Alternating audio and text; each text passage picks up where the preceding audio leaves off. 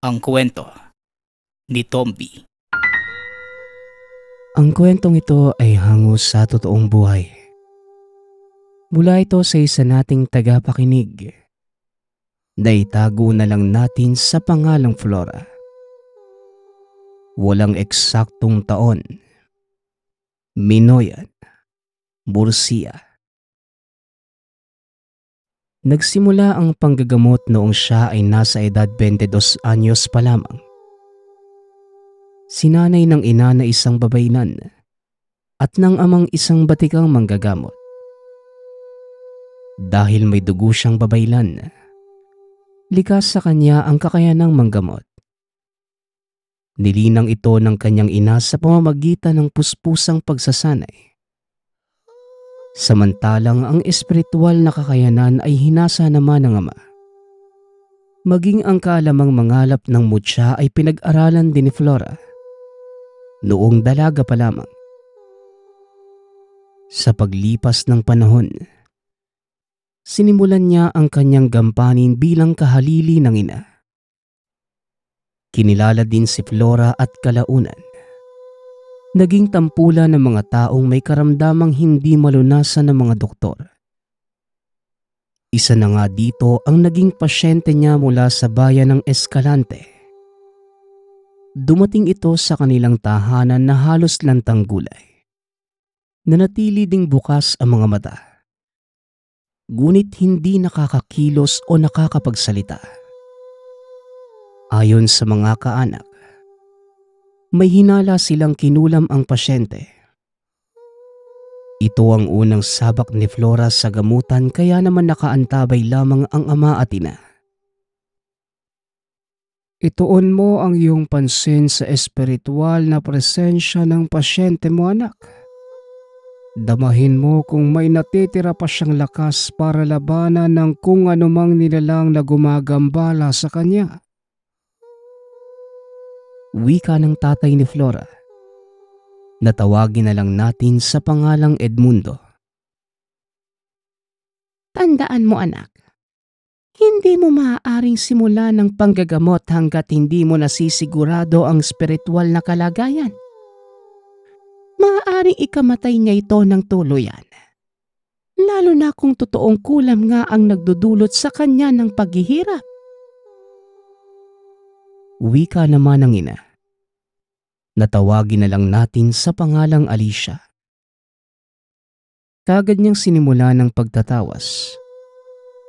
Dito na pag-alamang hindi gawa ng kulam ang pagkakasakit ng pasyente. Mukhang mali po ang hinala ninyo. Ikinalulungkot kong sabihin na ang batang kaharap natin ngayon matagal nang pumanaw. Wika ni Flora na ipinagtataka naman ng mga magulang ng pasyente. Imposible naman yata yung sinasabi mo. Kumain pa siya kanina bago kami pumunta rito. Kaya paano mo nasabing wala na ang anak namin? Wika ng ama ng pasyente. Kagad namang tumayo si Flora at hinarap ito. Aswang po ang may kagagawa nito. Hayaan niyo po akong patunayan ang sinasabi ko. Muling wika ng dalaga. Habang naglalakad papunta sa bintana, sinabihan din niya ang mga magulang na lumabas ng tahanan. Saluhin ang katawan ng pasyente.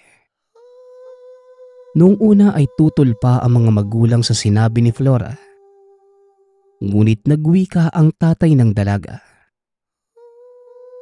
Kung gusto niyong patunayan ng anak ko ang sinasabi niya, hayaan niyo siyang gawin ng nararapat at magtiwala lang kayo sa kanya.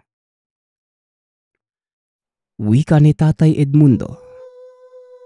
Matapos magwika ay wala na ding nagawa pa ang mag-asawa. Sa halip, tinulungan nila si Flora na buhatin ang katawan ng bata upang idaan sa bintana. Nanlaki ang mga mata nila dahil nang mailabas ito ng tahanan. Naging putol na saging ang katawan ng bata.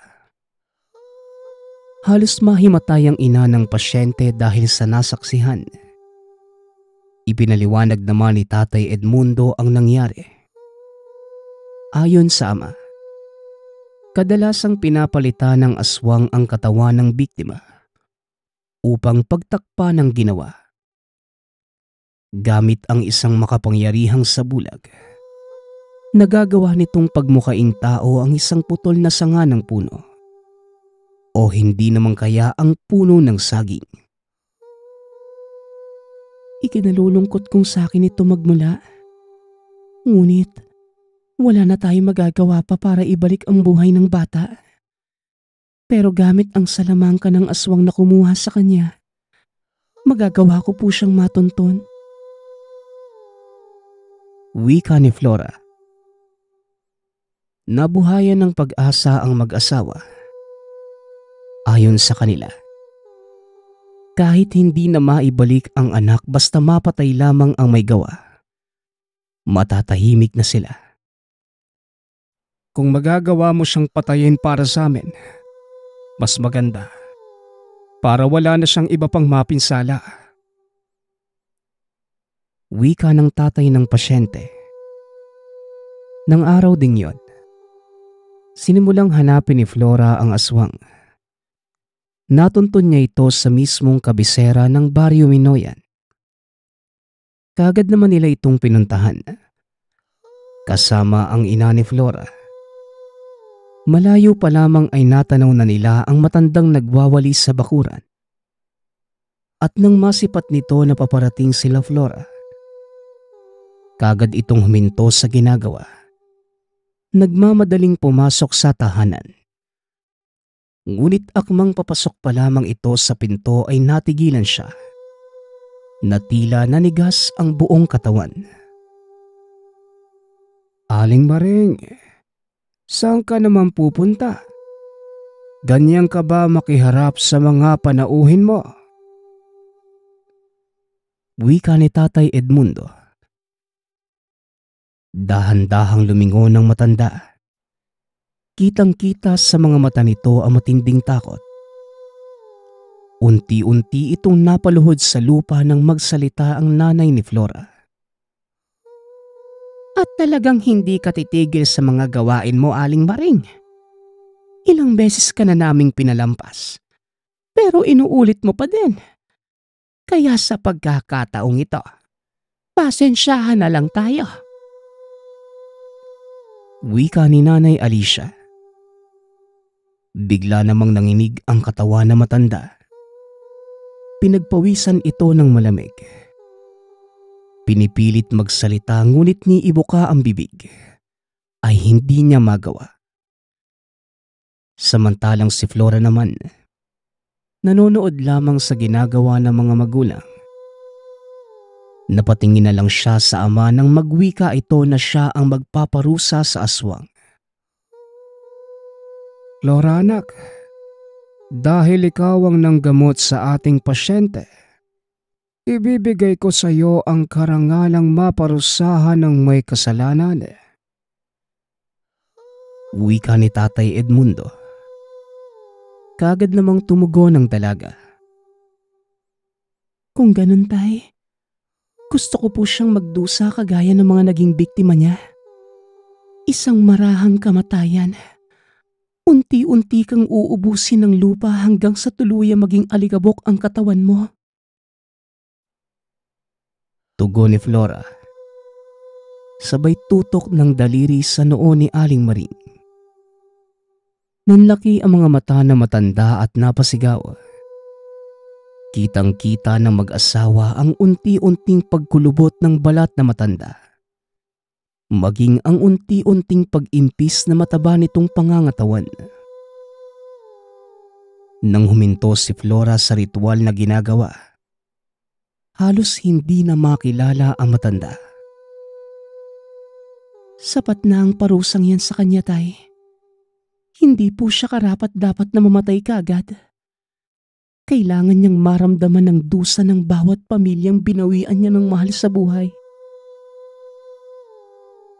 Wika ni Flora.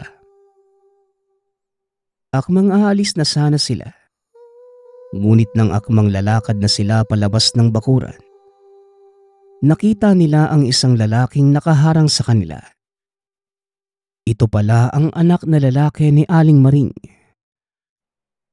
Sa palagay ninyo, makakaalis kayo sa bakuran namin nang hindi pinagbabayaran ang ginawa niyo sa nanay ko? Pwes, nagkakamali kayo. Wika ng lalaking tawagin na lang natin sa pangalang Puldo. Kaagad nitong sinugod si Flora. Ngunit bago pa man ito maabot ang dalaga ay tumilapo na ito ng malayo. Mukhang nakakalimutan mo ang taglay na kakayanan ng anak ko, Puldo. Wala pang aswang ang nakakahawak sa kanya nang hindi namamatay. Nagawa nga niyang pabagsakin ng nanay mong isang batikang aswang. Ikaw pa kayang baguhan lang? Wika ni Tatay Edmundo. Lingid sa kalaman ng lahat na isinilang ang dalagang may gabay na tikbalang. Ito ang nagtatanggol sa kanya laban sa masamang tangka. Sa unang tingin ay makikita mong pangkaraniwang tao lamang ito. Ngunit kapag tinignan mo ng matagalan, makikita mo ang kakaibang kulay ng mga mata ng dalaga. Nag-aagaw ang kulay tsokolate at pula, lalo na kapag nagagalit. Noong una ay kinatakutan ito ng mga magulang. Ngunit nang maglaon, napagtanto nilang sadyang ganun lang talaga ang kulay ng mga mata ni Flora. Balik tayo sa kwento. Dahil sa alam ni Puldo na hindi niya kakayanin ang puwersa na mag-anak, nagpa siya itong tumakas. Iniwan ang inang naghihingalo. Ngunit bago ito tuluyang umalis, nag-iwan pa ito ng isang banta. Tandaan niyo, babalikan ko kayong lahat. Hindi ako titigil hanggat hindi ko nasisingil ang pagpatay niyo sa nanay ko. Wika ni Puldo. Sabay takbo papasok ng kagubatan. Kaagad na ding umalis ang mag-anak sa lugar. Sinunog nila ang kubo ng matanda at hindi kalaunan. Namatay din si Aling Maring. Inakala nilang natapos na sa tagpong yon ang pananalanta ng pamilya ni Aling Maring. Ngunit mas lalo pang lumala ang sitwasyon. Isang araw habang namimili ng mga pangangailangan sa bayan, bigla na lamang tinambangan ng dalawang lalaki si Tatay Edmundo. Napakadaming tao sa merkado ng mga oras na yon. Alam ni Tatay Edmundo na hindi siya maaaring gumamit ng tegalpo. Sa wakas, nasolo ka din namin, tanda. Matapang kayo dahil isang buong angkan yung nilusob ang nanay ko at pinatay ng walang kalaban-laban. Ngayon, tikman mo ang paghihiganti ko. Wika ng isa sa mga kalalakian na kagad namang nakilala ni Tatay Edmundo.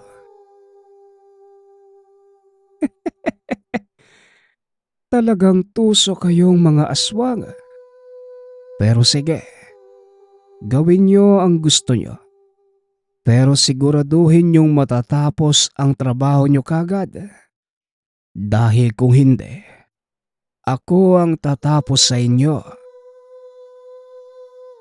Tugon ni Tatay Edmundo. Kaagad naman itong pinagsusuntok ni Puldo. Hindi nagawang lumaban na matanda. Hanggang sa may narinig silang pito mula sa kapulisan.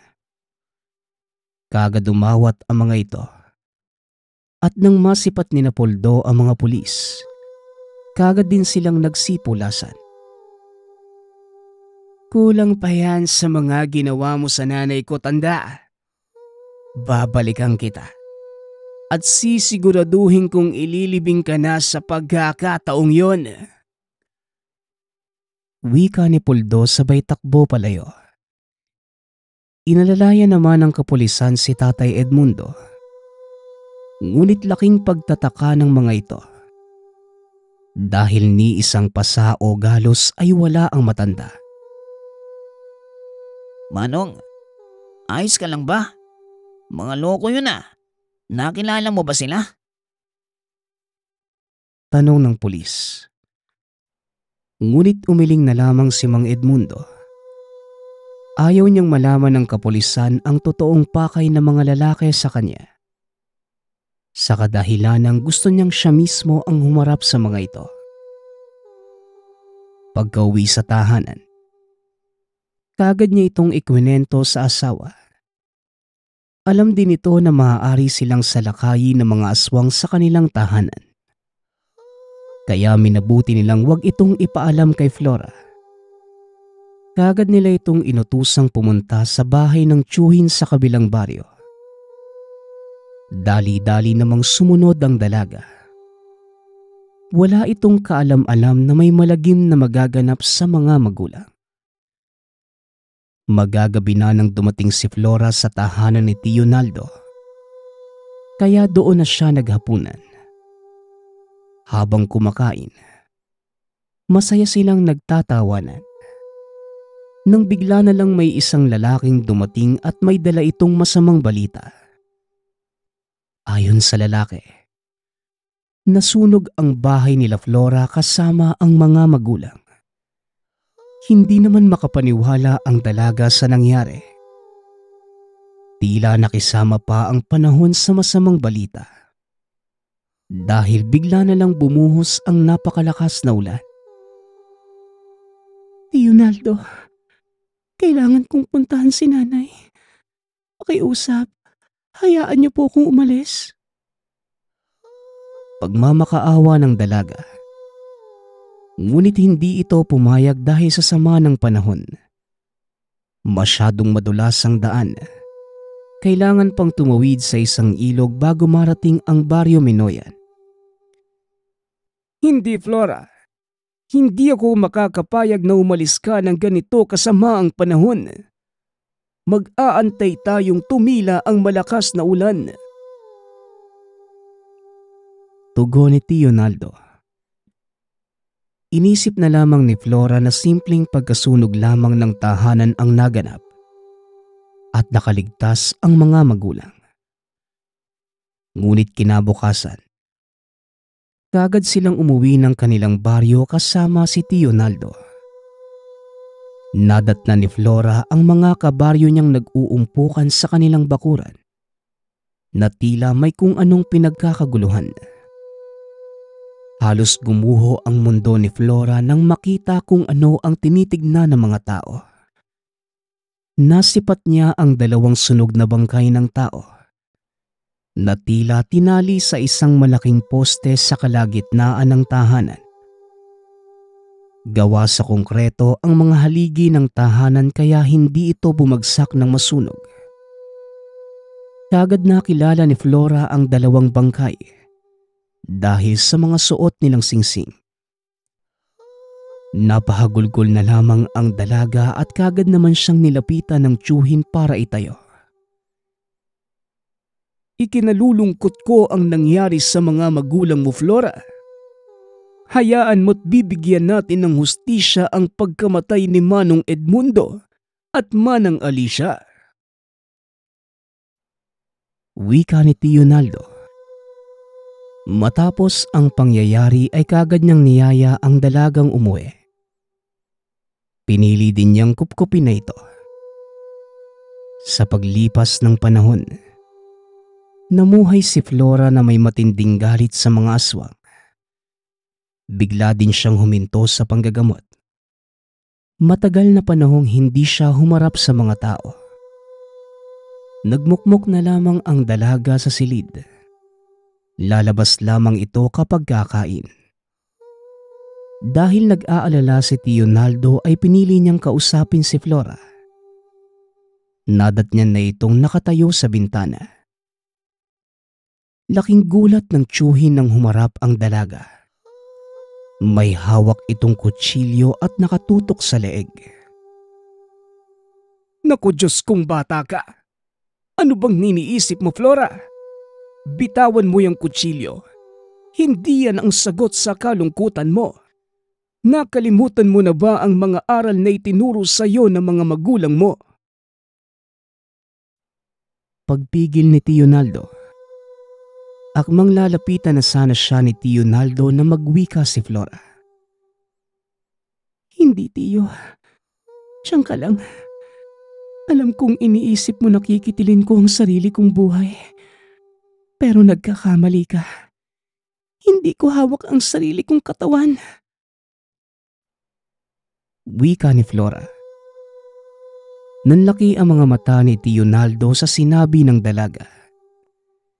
Hindi kagaya ng kapatid niyang si Tatay Edmundo. Wala itong kaalaman sa lihim na karunungan. Naku naman, hindi ko alam kung ano ang gagawin ko, iha. Kung buhay lang sana ang tatay at nanay mo. Wika ni Tio Naldo. Ngunit sinabi ni Flora na hayaan siyang mag-isang labanan ang kung anumang pilit sumasakop sa kaluluwa. Kagad lumabas ng silid si Tio Naldo. At ang sumunod na ginawa ni Flora ay sinubukan niyang kumalma. Naupo sa ibabaw ng higaan at pinikit ang mga mata. Laking gulat ng dalaga dahil natagpuan niya ang sariling nakatayo sa loob ng isang nasusunog na gubat. Iniikot niya ang paningin. Nakita ang isang babaeng nasa loob ng isang seldang nag-aapoy ang rehas. Unti-unti niya itong nilapitan. Nagulat si Flora dahil ang babaeng nasa loob ng selda. Walang iba kundi siya. Maya-maya ay may lumitaw na isang imahe ng elemento. Humarang ito sa selda at sinabing, "Pagmasdan mo ang ginawa mo sa sarili mo, Flora. Nagkulong ka sa rehas ng nakaraan. Isang kulungang ikaw mismo ang may gawa. Ngayon sabihin mo sa akin kung hahayaan ko bang magpatuloy ang buhay mo o tuluyan na lang kitang kukunin." Tanong ng elemento. Dito napagtanto ng dalaga na ang nilalang na pilit kumokontrol sa kanya ay ang gabay niyang tikbalang. "Ipagpatawad mo, Flora. Ngunit ginagawa ko lang ito upang magising ka sa katotohanan. Hindi natatapos ang buhay mo sa pagkawala ng mga magulang mo. May dahilan ng lahat ng nagaganap sa buhay ni Numan. Nawa ay isaalang-alang mo ang gampaning pinagkatiwala sa iyo ng may likha." Muling wika ng elemento. Matapos magsalita ay naglaho ito. Pati na rin ang babaeng nasa selda. Unti-unti na ding napalong ang apoy sa paligid niya. Napalitan ito ng isang lunti ang gubat. Kagad na pagtanto ng dalaga na kailangan niyang magpatuloy. At nang imulat ang mga mata, nakabalik na siya sa silid. Kagad siyang lumabas at nakita ang tiyuhing nakaupo habang nakatingin sa kanya. Tumayo ito at bigla siyang niyakap. Kagad tinanong ng dalaga sa tiyuhin kung maaari niya bang gamitin ang bakuran nito bilang lugar na pagdadausan ng panggagamot. Kagad namang pumayag ang tiyuhin. Masayang lumabas ng tahanan ang dalaga. Sumisigaw ito na muli nang tatanggap na magpapagamot sa kanya. Kinahapunan ng araw ding yon. Nagsipagdagsaan ng mga pasyente. Kagad naman silang hinarap ni Flora. Sa hindi inaasahang pagkakataon, naroon ang mga taong may kagagawa ng pagkamatay ng mga magulang.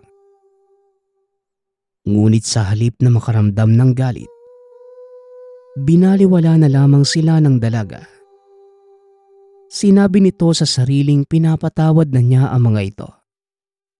At ang Diyos na lamang ang bahalang maghusga sa mga kaluluwa nila. Ngunit sadyang mapagbiro ang tadhana. Inakala ni Flora na titigilan na siya ng mga ito, ngunit nagkamali siya. Nang mga sumunod na araw, nagulat na lamang ang dalaga dahil narinig niyang tila may kaaway ang tiyuhin sa labas ng tahanan. Kaagad niya itong sinilip. Nakita niya ang dalawang kalalakihan. Dali-dali siyang lumabas para harapin ang mga ito. Hindi niyo ba kami talaga titigilan? Napatay niyo na ang nanay at tatay ko. Ano pa bang gusto ninyo? Tanong ni Flora. Natawa lang ang mga kalalakihan at kagad tumugon. Alam mo, hindi pa natatapos ang paghihiganti namin dahil buhay ka pa. Wika ng isa sa mga lalaki. Sabay hawi kay Tio Naldo. Kagad nitong sinugod ang dalaga. Dahil sa ginawa nito, hindi na din nakapagtimpi pa si Flora. Napilitan itong magbato ng dasal. Kagad namang tinamaan ang dalawang kalalakihan. Namilipit ang mga ito sa lupa habang sinasapo ang kanilang mga ulo. Ngayon, tanggapin niyo ang kaparusahang kayo mismo ang nagpataw sa sarili ninyo. Binigyan ko na kayo ng pagkakataong mamuhay ng payapa. Pero sinayang niyo yon. Kaya ngayon, pagdusahan niyo ang kapalarang sinapit ng nanay niyo. Wika ng dalaga. Kagad namang napahiyaw sa sakit ang dalawa. Unti-unti ay tila natunaw ang katawan ng mga ito. Hanggang sa tuluyan na silang kinain ng lupa. Kagad namang nakahinga ng maluwag ang magtiyuhin. Simula ng araw na yon, iginalang si Flora ng lahat sa kanilang baryo. Kinilala siya bilang isa sa pinakamalakas na manggagamot sa buong Musia. Maging sa mga karatig bayan nito. Sa kasalukuyan, patuloy pa ding nanggagamot si Nanay Flora. Bakas na sa katawan ng katandaan, ngunit sinisikap pa din niyang makatulong sa iba sa abot ng kanyang makakaya. Lahat ng ito ay dahil lamang sa anak ng isang manggagamot at babaylan na si Manang Flora. Ang susunod nating kwento ay mula sa isa nating tagapakinig. Natawagin na lang natin sa pangalang Miria. Walang eksaktong taon. Probinsya ng Capiz. Si Miria ay isang estudyante sa kolehiyo. Dahil malapit na silang graduate na mga kaibigan, napagpasyahan nilang gumala bago harapin ang susunod na pahina ng kanilang buhay. Kung saan magkakahiwa-hiwalay na sila at mag-iiba-iba ng landas. Alam ko na.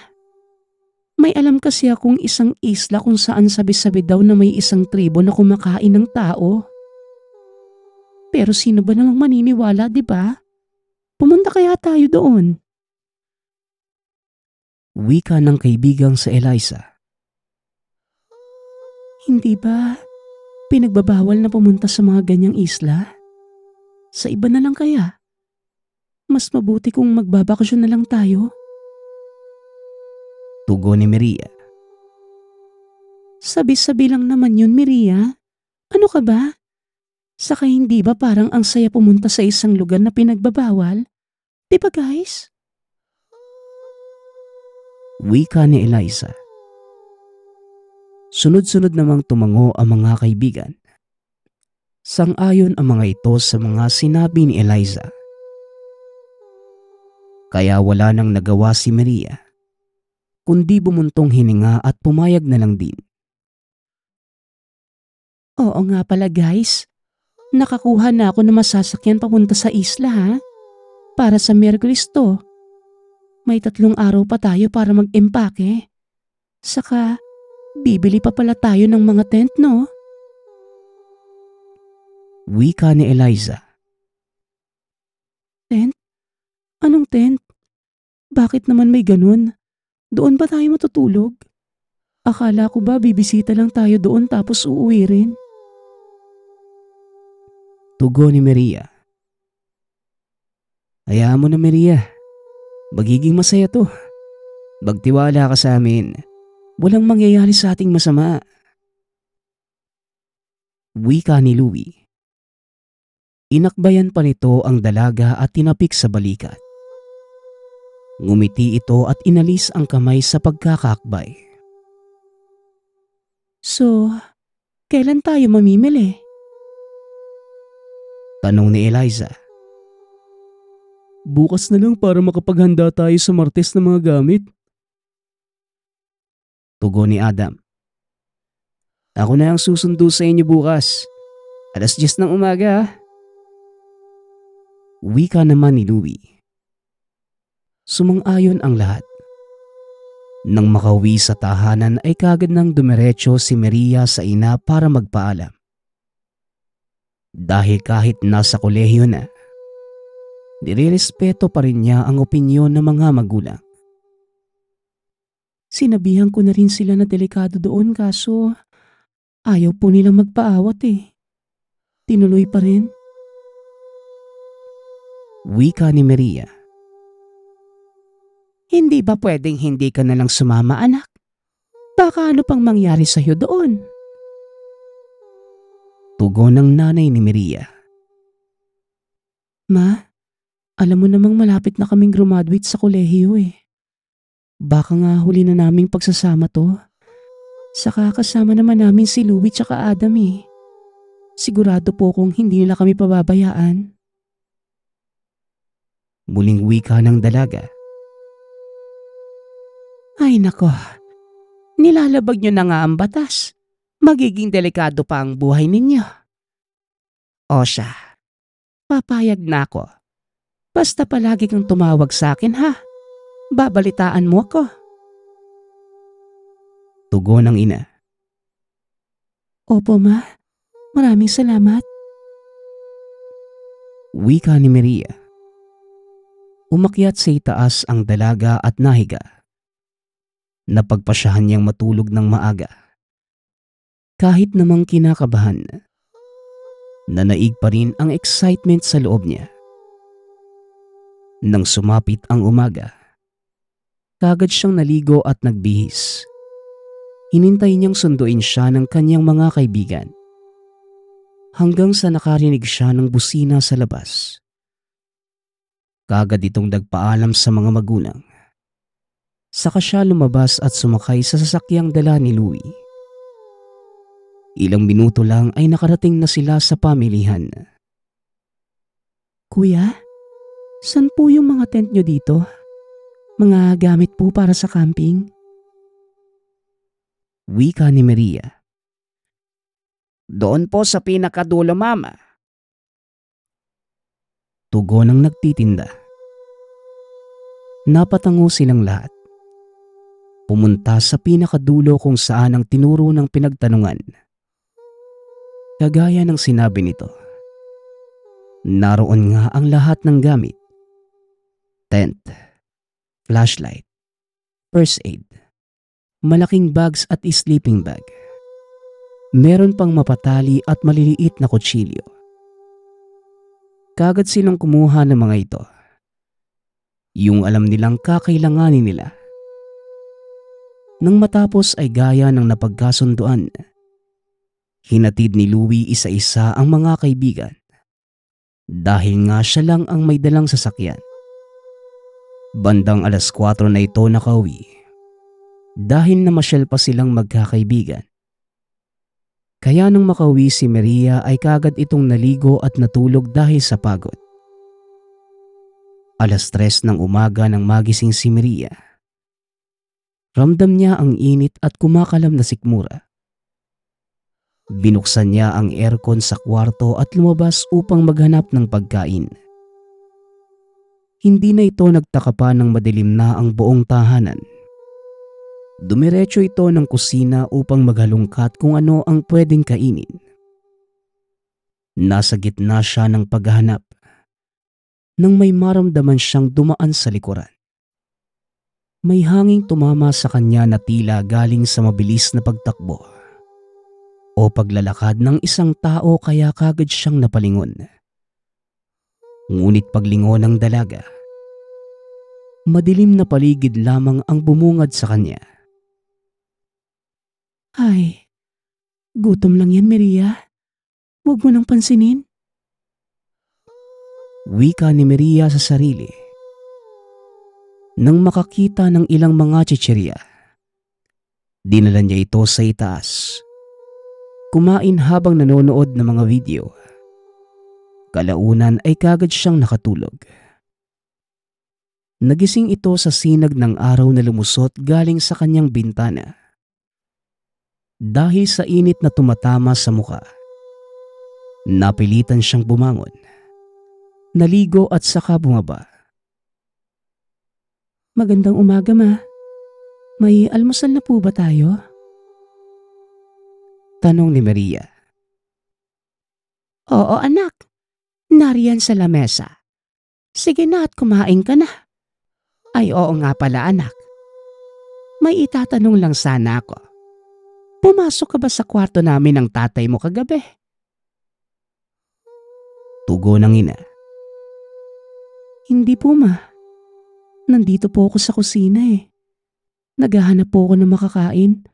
Bigla po ako nagutom eh. Bakit po ba? Huling tanong ng dalaga. Ah, ganun ba? Wala naman. Parang tumunog kasi yung pintuan sa kwarto namin. Akala namin may pumasok. Baka nananaginip lang ako. O siya, anak. Sige na't kumain ka na. Tugon ng ina.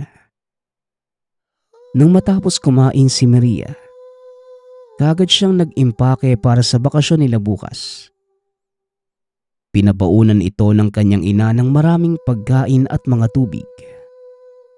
Nang dumating ang araw ng Miyerkules, hindi matigil ang kanyang ina sa pagpapaalala na mag-ingat.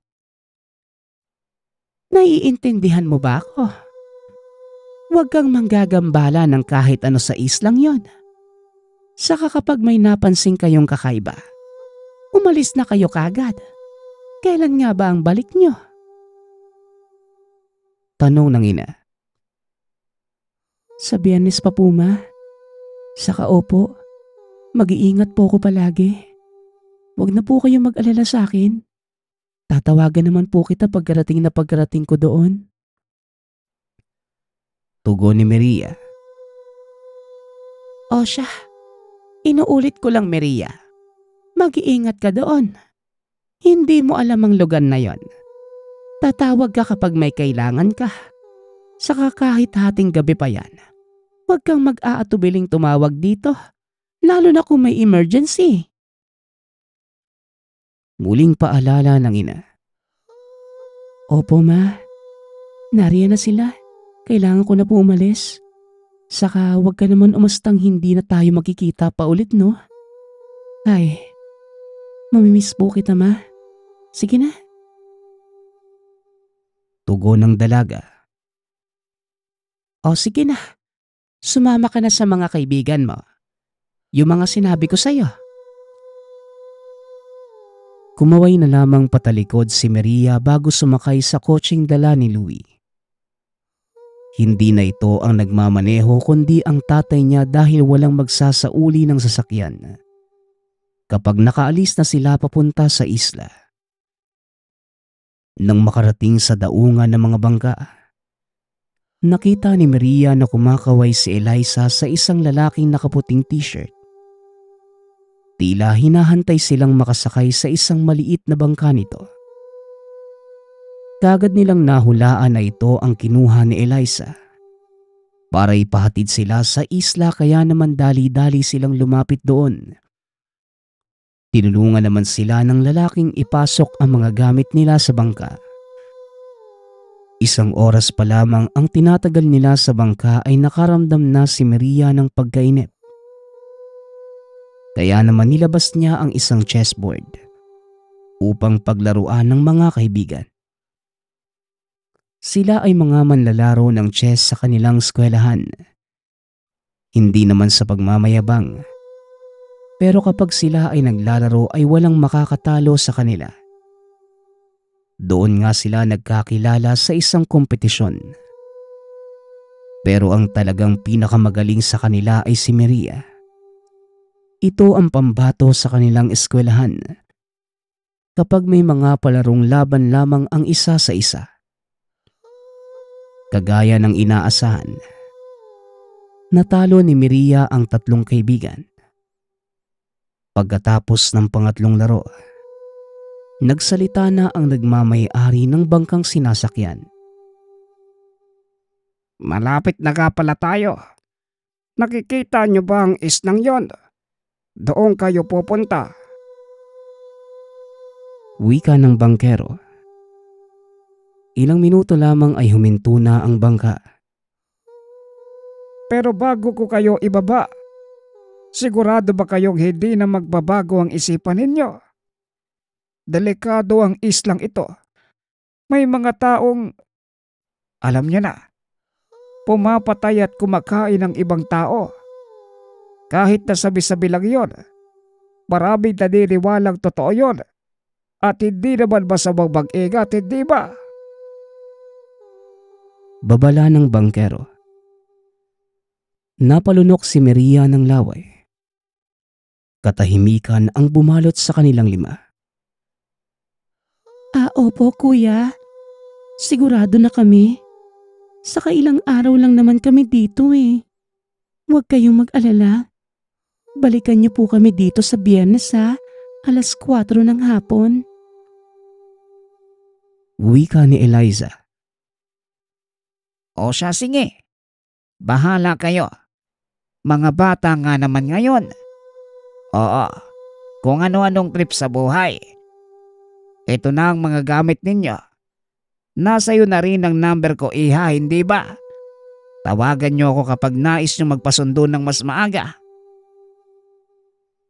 Muling wika ng bangkero. Opo kuya. Tugon ni Eliza.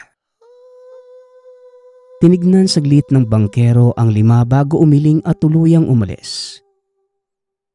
Tinanaw nila ang paglayo ng bangka. Hanggang sa tuluyan itong nawala sa paningin. Kaya namang kagad silang humarap sa isa't isa. Oh, anong plano? Tutungangan na lang ba tayo dito? Tanong ni Maria. Ay, malamang hindi no. Kaya nga tayo nandito para magbakasyon. Kumuha kayo ng mga kahoy para sunugin natin mamayang gabi. May mga dinala akong marshmallow. Tugon ni Eliza. Pero bago ang lahat, ayusin muna natin yung mga tent para meron tayong mapagpahingahan. Mungkahi ni Louie. Sumang-ayon naman ang lahat. Kahit naman ilang beses pa lamang nilang bumuo ng tent, mabilis nila itong naayos. Sabay-sabay silang nagakot ng kahoy para mamayang gabi. Ilang minuto lamang. Habang nasa mga tent sila ay bigla ang nagsalita si Eliza. Guys, parang ang sarap uminom ng buko no? Sigurado ko may puno ng buko dito. Imposibleng wala. Sa laki ba naman ng isla eh. Wika ni Eliza. Oo nga no, parang ang sarap uminom ng buko. Maghiwa-hiwalay na lang tayo para makahanap tayo ng puno ng buko. Tugon ni Maria. Nang namalaya ng dalaga na malayo na ito sa mga kasama, Kaagad lumakas ang tibok ng puso. Sino ba naman kasi ang may hindi matatakot sa lugar na to? Ay, napapaligiran na nga ng matataas at malalaking kahoy. Malapit na rin ang paglubog ng araw. Kailangan ko na makabalik sa kanila. Wika ni Maria sa sarili. Ngunit ilang minuto pa sa paglalakad, nakarinig ito ng isang malakas na sigaw. Kagad siyang napalingon sa pinanggagalingan nito. Tumakbo papunta doon. Alam niyang nanggagaling kay Adam ang sigaw na yon. Nang makarating sa lugar, nakita niya ang dalawang kaibigan na tila nag-aalala. Marahil narinig din nila ang sigaw na nanggagaling doon. Teka, saan yun ang galing? Saka, nasan si Adam? Alam kong sa kanya galing yung sigaw na yun ah. Tanong ni Maria. Narinig ko nga rin eh. Kaya nga ako napatakbo dito. San kaya nang galing yun? Tugon ni Eliza. Parehas lang tayo eh. Napatakbo din ako kagad kasi akala ko na paano na si Adam. Dagdag ni Louie. Ilang segundong katahimikan ang bumalot sa kanilang tatlo. Uy! Nandito ako! Wika ni Adam.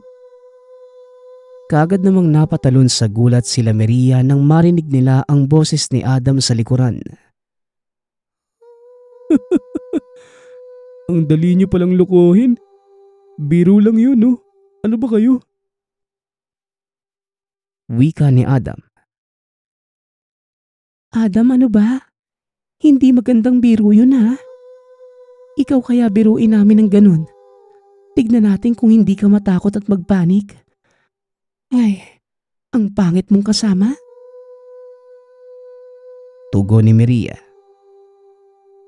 Ito naman eh. Binibiro lang. Pasensya na. Gusto ko lang naman kayong takutin eh. Muling wika ni Adam. Tama si Maria, Adam. Hindi magandang biro yun, no? Kapag may nangyari talaga sa'yo mamaya, wala nang lalapit kahit sumigaw ka pa. Tugon ni Eliza. Ay, ikaw talaga pare, tama na nga yan. Tara na sa tent natin. Saka may nakita rin akong puno ng nyug malapit lamang kung saan tayo nagtayo ng tent. Wika ni Louie. Naunang naglakad si Eliza na sinundan naman ni Maria. Kagad naman silang nakarating sa kampo. Si Adam at Louie ang nakatoka sa pagkuha ng buko.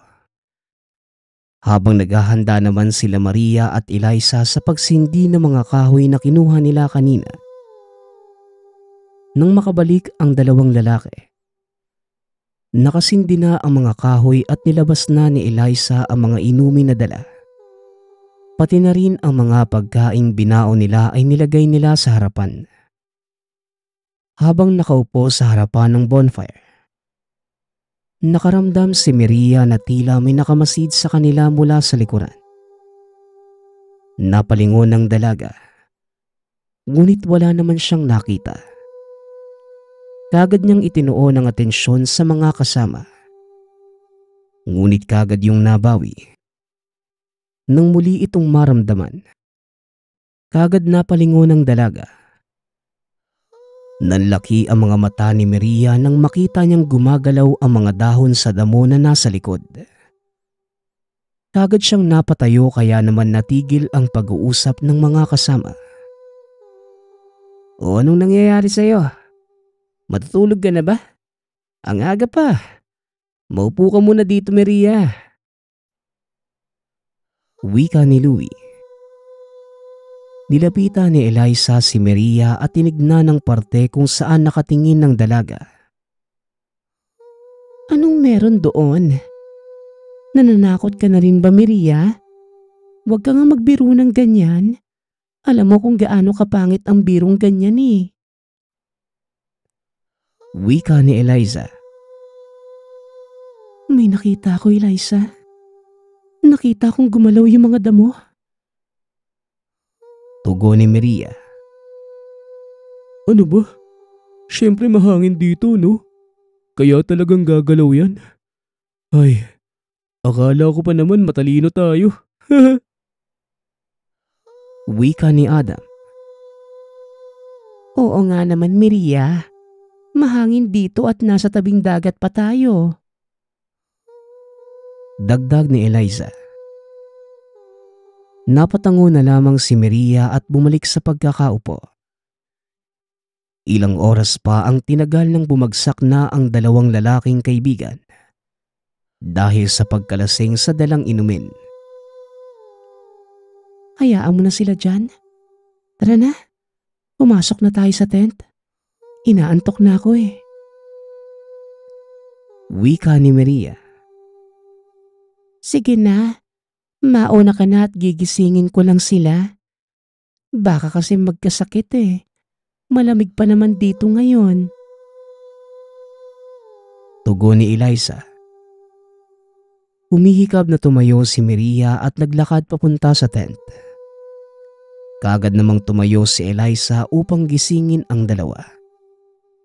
Hindi naman siya nabigo dahil madali lang gisingin ang mga ito. Sinabihan niya itong pumasok na sa kanilang mga tent para makapagpahinga. Narinig pa ni Maria ang usapan ng dalawa. Paano ikaw? Hindi ka pa ba matutulog?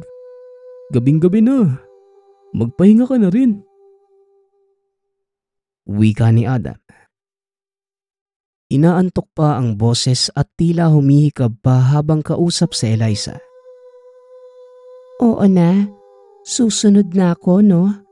Magpapahangin lang ako sandali dito. Mauna na kayo. Tugon ni Eliza. Nakita niya itong pagewang-gewang na naglakad papunta sa tent. Muling umupo si Eliza nang makita niyang nakapasok na sa tent ang lahat ng mga kaibigan. Kaagad namang humiga si Maria sa loob ng tent. Kung talagang iisipin mo, napakatahimik ng islang to, no? Kung wala lang talaga yung mga kwento-kwentong tribo dito, di sana maraming taong bumibisita ngayon, no? Wika ni Maria. Napailing na lamang ang dalaga habang nakangiti. Pumikit siya at tuluyang nakatulog. 6:00 na nang magising si Maria. Kaagad niyang tinignan isa-isa ang mga tent ng kaibigan. Nakita niyang natutulog pa si Louie pati na rin si Adam. Ngunit nang tignan niya ang tent ni Eliza ay wala siya roon. Kaagad namang hinanap ni Maria ang kaibigan. Inisip nitong baka nasa malapit lamang siya ng dagat kaya naman punta ito sa parte kung saan umaabot ang maliliit na alon. Ngunit hindi niya ito nakita. Sinigaw pa niya ang pangalan nito. Ngunit wala siyang natanggap na sagot galing sa kaibigan. Nagsimula ng kumabog ang dibdib. Tumakbo ito pabalik sa kampo nila. Kaagad niyang ginising ang dalawang kaibigan. Nagising silang nakakunot ang noo at tinihimas ang sentido. Hindi ko mahanap si Eliza. Nalibot ko na yata yung lugar natin eh. Ni anino niya, hindi ko nakita. Wika ni Maria. Nandito lang yun. Hahanapin natin, huwag ka na mag-alala. Tugon ni Adam. Nasaan ba yung tubig?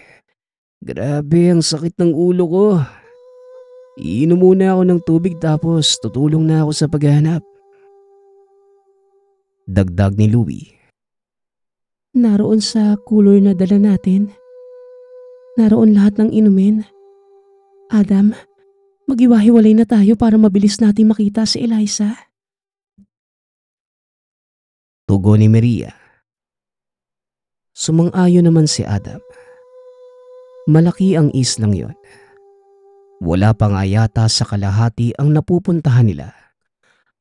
Kaya naman malakas ang kabog ng dibdib ng dalaga. Ilang beses nilang tinawag ang pangalan ng kaibigan. Ngunit ni isang sagot galing dito ay wala silang nakuha. Ilang minuto pa ang lumipas.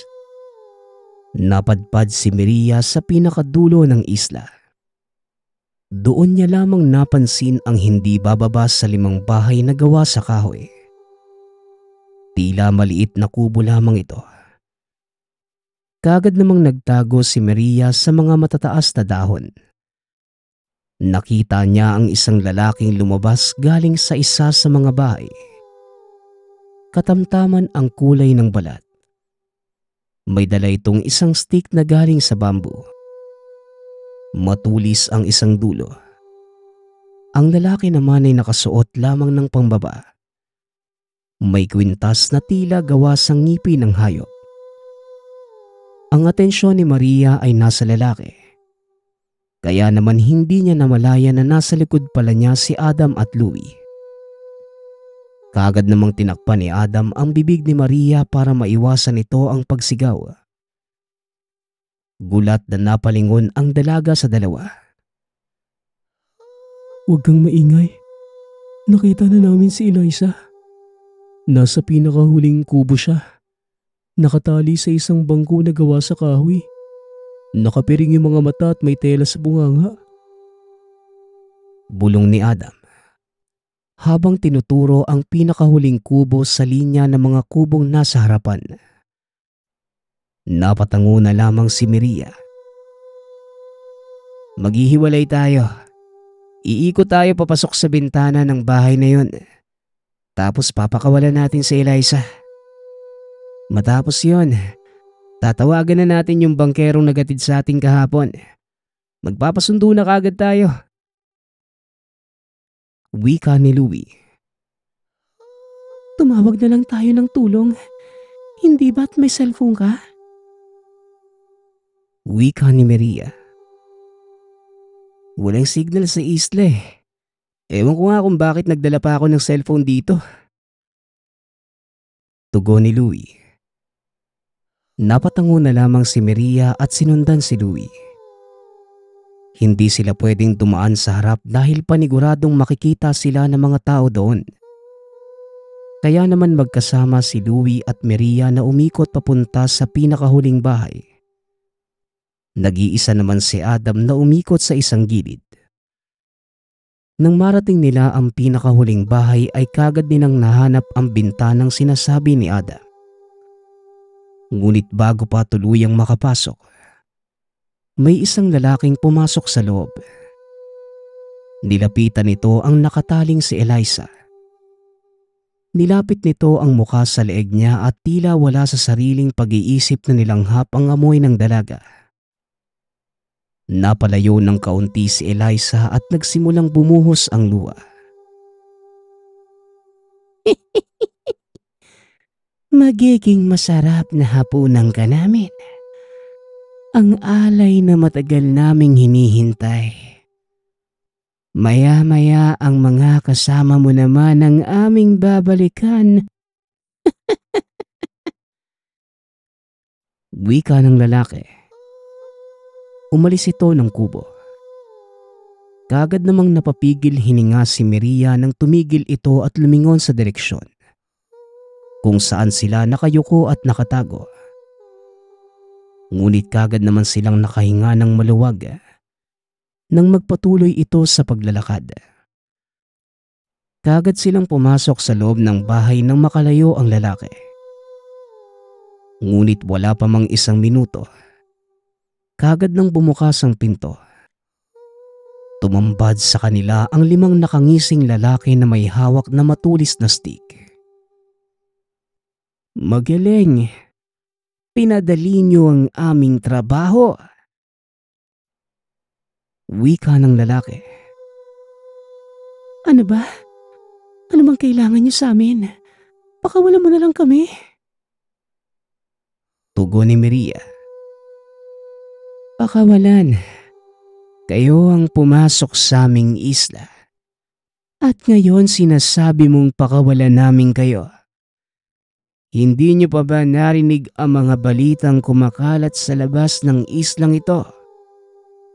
Ilang taon din ang aming hinintay para makakain kami ulit ng karne ng tao. Tapos papakawalan lang namin? Tugon ng lalaki.